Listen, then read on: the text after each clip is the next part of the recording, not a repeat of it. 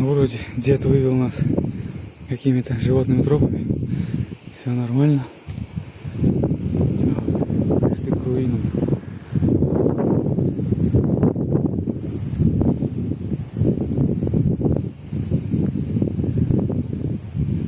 Какой-то был то ли дворец, то ли что. Не знаю, надо уточнять. Фух. Ну, короче, экскурсия с подъемами в гору совсем не мое. Ладно, давайте, буду внизу, что-нибудь сниму. Зацеловал. Короче, наш сегодняшний экскурсовод, да, кошак? Он показывает руины, блядь.